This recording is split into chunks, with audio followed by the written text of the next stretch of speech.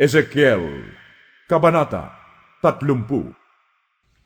Sinabi sa akin ni Yahweh, Ezekiel, anak ng tao, magpahayag ka. Sabihin mo sa kanilang, ito ang ipinapasabi ko. Matinding kapighatian sa araw na iyon ang darating, sapagkat malapit na ang araw ni Yahweh. Magdidilim ang ulap sa araw na iyon, araw ng paghukom sa lahat ng bansa.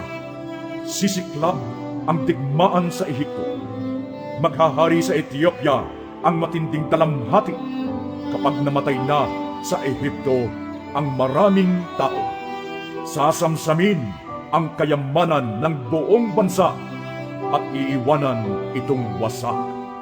Sa digmaang iyon ay mapapatay ang mga upahang kawal ng Ethiopia, Libya, Lydia, Arabia, Kub, at ng aking bayan. Ipinapasabi nga ni Yahweh, mapapahamak ang lahat ng tutulong sa Ehipto. Ang ipinagmamalaki niyang lakas ay ibabagsak mula sa Migdal hanggang Sevene. Lahat ay kasama niyang pupuksain sa pamamagitan ng tabak. Siya ay magiging pinakamapanglaw sa lahat ng lupain. At ang lungsod niya ay isang pook na wasak na wasak. Kapag ang Ehipto ay akin ng tinupok at ang mga kakampi niya ay namatay ng lahat, makikilala nilang ako si Yahweh.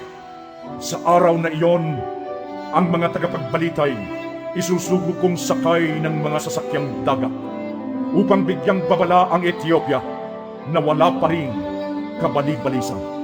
Sila'y paghaharian ng matinding kapighatian dahil sa pagkawasak na sasapitin ng Ehipto.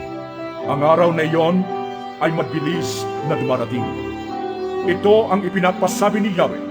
Ang kasaganaan ng Ehipto ay wawakasan ko na sa pamamagitan ng Haring Nebuchadnezzar. Siya at ang malulupit niyang kawal ang susuguin ko upang wasakin ang Ehipto. Tabak nila'y ipamumuksa sa buong lupain. Pagdating ng araw na iyon, makikitang naghambalang ang mga bangkay sa buong lupain. Tutuyuin ko ang ilog Nilo at ipapasakop ang Ehipto sa masasama. Wawasakin ng mga kaaway ang buong bansa.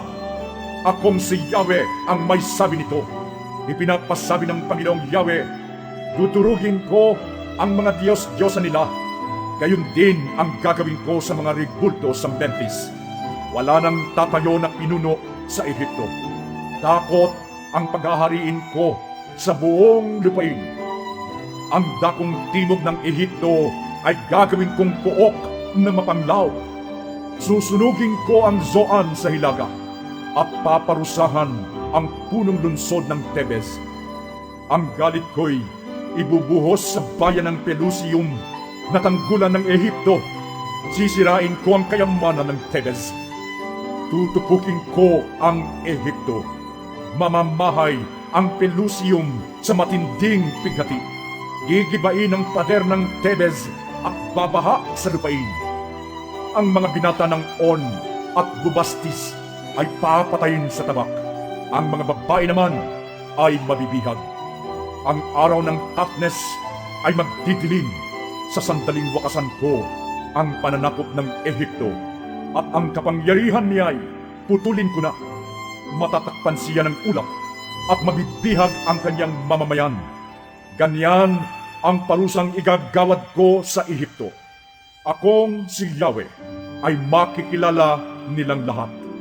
Noong 7 araw ng unang buwan ng 11 taon ng pagkakabihag sa amin, sinabi sa akin ni Yahweh, Ezekiel, anak ng tao, pipilayin ko ang braso ng hari ng Ehipto.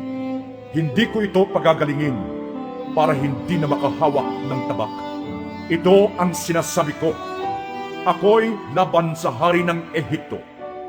Babaliin ko pa ang isa niyang kamay para mabitiwan ang kanyang tabak. Ang mga Ehipsyo'y pangangalatin ko sa iba't ibang bayan. Ipapatapon sa lahat ng panig ng daigdig.